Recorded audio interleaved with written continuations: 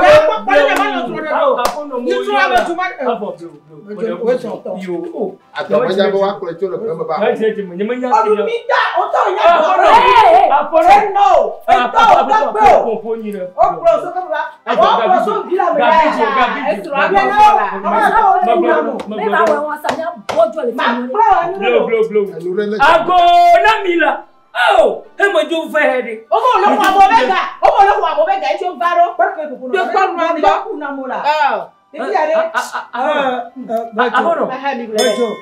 Bojo, j'avais vieni quoi? I'm you, my boy. Il va de toi. Oh,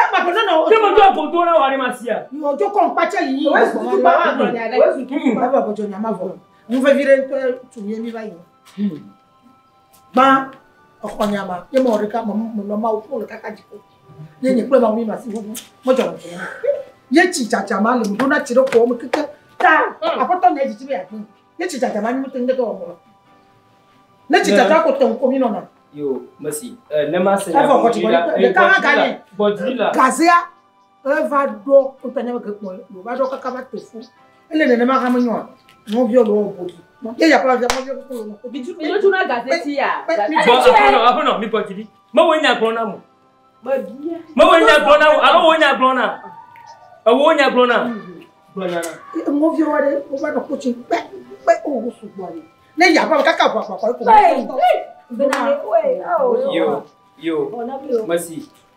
Nema se como unida. oh, what for Tonya? Me paro namo. Yo. Nema se como unida. Adiba namanya ba yemo kwa zingia afro. Okay. Folia imo gaza hado. Yeah, pon. Abo. Masenyo aita na gaza alo de galia. Ela de mi foto Afono. Bonya na va lo ye bona va. Nyemo no na gbono no mo. Yo. Ka France bo chan na agama gata ko nyaji amakula ko. Ajile bia fa. Eti fa mere maka me o si ko dila. No, me fa ko dila. Oh, Na kumpona na mo. Ngba popula so le lo. Ekeye to wa nke jojo na jiwo. Ma gbon yire. Afono, adibia na apoya ma lo jibia to. Ma to $1 wu mi. Je me nyati ka ba ko la flama se via ba ko ra ko be isro. Afoto ni ga gbo fun ase nya ka la to gba fun honya. O ma do dogoli. Mo gbo ya ke twechino. Ai mo ko na wa. Ti ma ti ba gbo so ni pa ma so. Aba ma ke ma. Ama ma bu ke ma. Gbo ha ma gbo no ke ma. Kat ma te wo so na ma lo kunye mure. Apono, ekenye ku wa gbo na ma so. Ibule no gbogbore. Flex senyoa. Flex ame veke ro antina ma. Wa keke o gba keke je baba lo. Baba keke e ko le ko mi na. Nso avo obele keke e chikonam. E sama do adenglo vio e ko mengini vio e la ba do ko mi na $1. E vio ni ko le flex to keke. Ba me to ko feti pe si agbe. Me ja ko e. Avo, to ema. To avo de gali. Amu de lu. Ma ba de gali alo vo. E ma ko ku ma ko ne bro ma lo bu gali. Mo bona dia. Allo. Mo de ku ma la nyare mo bona ma tro yo minute ma to ma tro sia. Yo akwa aka. Avo, go avo. Allo de gali, bro na kama ma ya ma ga bia. Oh, avo. First o plan. Okay, apoto ekenye ku ho agina mase. Tanya. Bo tro agogo. Afi ofio, o le run be se re ko ni kakara ka le ko muziki. Ya gba na ba jira ho na. Avo tru wa egble. Apo. Enya, ma gbe ro ga sia ga me so ka pe ko kulo be va po. Ye on to va y va kwa ga bia nya ba ko ni wa. Fi fiere. Ehun ame wa fo, ame ma fa me gba pro me va po ko nyeme do. Ehun ame fo, ga se wa ko ba o de fo abe ngbo to mo. Ntoro me ga se wa do le ko ga sia ga me. Si le pa ro e so wa ku le be kro na e chon. Enu wo kike nya nyem no na fa me mu o. Jo, enu no wo nyem no na mo. Wo na advance nyem ya ko. Advance nyele ni agbo pe ame fe mi ko. Nye du de kale mo. Ye ti pa ga ya ko be ma fo e. Okay, merci. Ma bio nya de ka. Nyangre no ga sia. Ma bio nya de ka bo. Diam. Nanya ba awliya dono le fiare du kaka do ko agaratin du bona ko. Ya. Ben ka ba tro do na. Ma ba ne ba liya do ka du ko agala do bona na ko. Ben o tu fe nyina bo a. La ko fi ko na mrora. Ba dire ro kwa nya wa pa nti e nzaro. Gaga pour voir le fond. Donc, on sera aussi de Togo Tara par les généraux pour de la maison.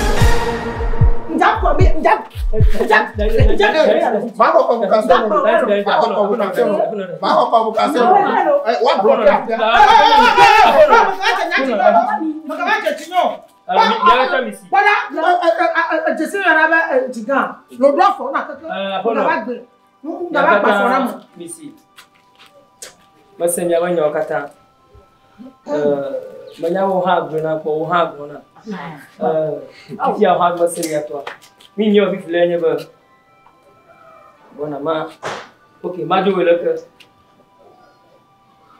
Julia a un havoya. Julia m'a déjà gagné le folia. Il connaît que Jun a wu, le de Kélia. Il m'a pas fait tia, il m'a pas gagné le mièche. Il m'a pas gagné le mièche. Juma m'a fait. Mon queen ami. Plus sous ya bas, a gamawa, ou un peu pour la plaisir. Mega na zia presingi a poka za uhana na bipi na professor manyaba gamate uka keni to kuna amagaba jo ero kokore to bobo nyi gari ma e ganya ko to ku ya to mutuna jimo vale ko to ku bla to zingi no ko ko zingi are ka ne nutra e ko zingi ka ne ko ma kwa zingi are ka ne nutra e ye ko to ku bla to mare ate wo makaka aga gbo gazele ma aga wo wa mo ko merci. Le me dit maintenant il me va faire visiter dans le capital. Na inya il n'avait présidia. Et na gba kwa na. Elle avait dit qu'on me quand même il est là. Dit comme dit à quoi tu peux ya tchai pas. Il me va faire le fofon. Me do tchoro kwa. Pourquoi le pas na Togo là? Pourquoi le sous-bon? Bon il y a tout là. Oh. Vida si quoi ya. Apollo. Allô ma Dieu le bien. Il y a tout que na to nya il est quoi li. Le film est quoi? Le film on t'a mal me porte mon nom à dîner. Bon, on t'a mal me porte mon nom à dîner. Pas de problème on a voiture. Allez, il y a job. Na moto. Ya moto. Moto no. Faut, il me le moto mo pouadi. Le mo kuna mo.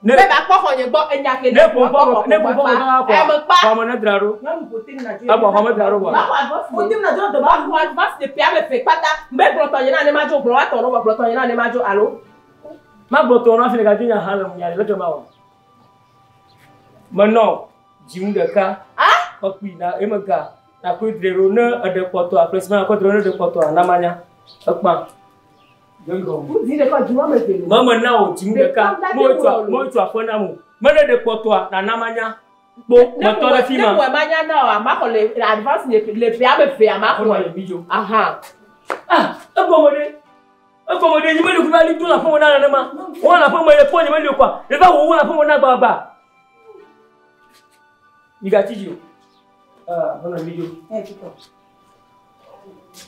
ni comme ya il piquant mi come leo ve onka fika kule ngale yo oh ye nyaka ke mi le wo ele gba me kaka ke musumi yo wa che okule ba ya me son talaka afo me ne me pro afo no nye ba afo nye mari afo me fika kan wa ya afo no ne ngo kan kwa do wa ni po awso ti te mejo non bi gbogbo ko le lo ya me a fofo be suron pour ba la to kwa fofo be suron gaba ji jiji abinamu ne me nyoga kulama na fiafia nye klo jula komi ufu mo so agomori akawa wa antare manya mano so nya mama le wo to wala na me so ko wa no kola gbe omi bo ne wo no wa gbe fufu so ba na to no so ko fo to na bladan amo ko na we bona chite mi joto chite ko pe mi homo no no fia Bejo to nyaolo, be fofo be suro to nyaolo. Te video mala kwetiano. Ne me yigo kwa. Atroy. A home igalo, ne mo ka mo ti mo troa. Ono so mijo. Ne o ai ko ba wa.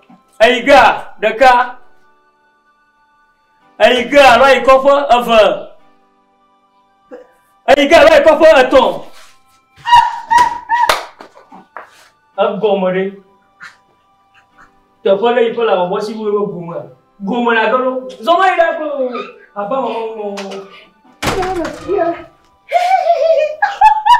Papa ko lo buka.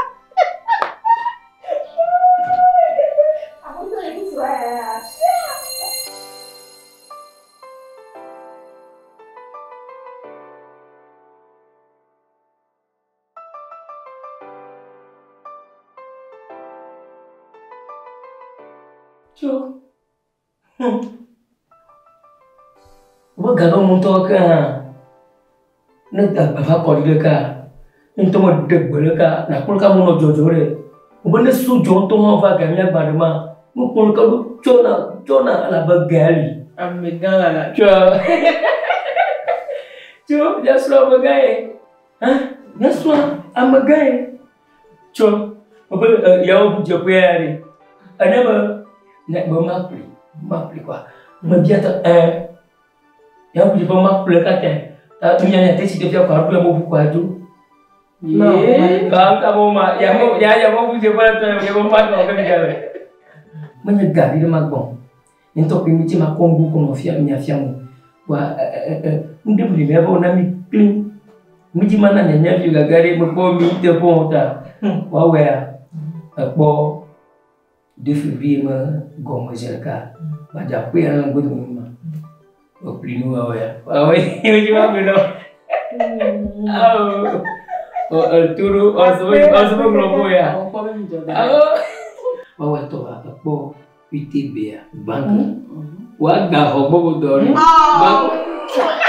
bank amun goje ani chumo ma jelka nya ma joke Suruh aku mau corona kakak. Kok adong menye. Ami ya. Buat apa? Oh, oke. Que pena lo que me le do. Wow, halo. Iya, halo Brojo. Es. Bifon kiri. Bifon. Oh, ini sini yang suka ke Kanada ya. Funya. Oh, lagi afwan. Oh, lagi ni ya boy. Oh, ni boko. Brojo balik. Atau mau mau pala sia. Oga yom le Togo, do ma trombo fa. Mama o de na ko vraiment na chigudwa. Kama bobo ka kuinga na koshira yama. Ema juma plono. Ale po na de mi agwa. Mo juma na konchi wo fo ka. Na ko akaya ho ka, na ya ko du. Na ko ta na na troji ko ba. Ala ko ya koshira yama. Ko koshira sia. Aya Nbia.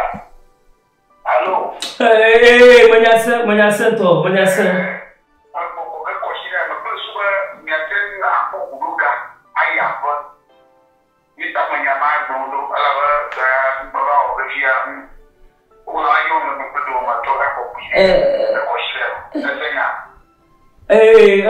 Oui.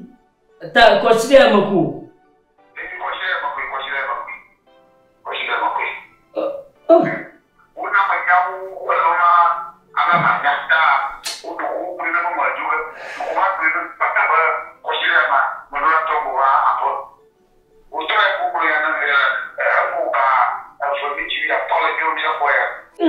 Nyata pula.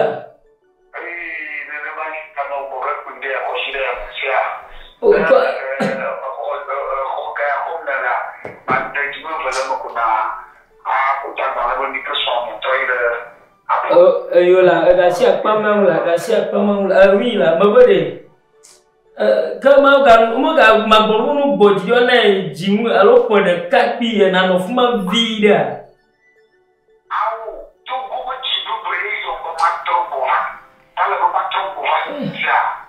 You merci. Merci. Ayo.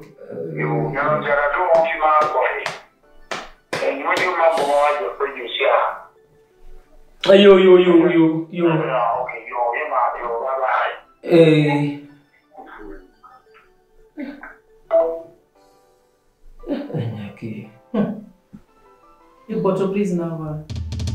Prisoner. Prisoner.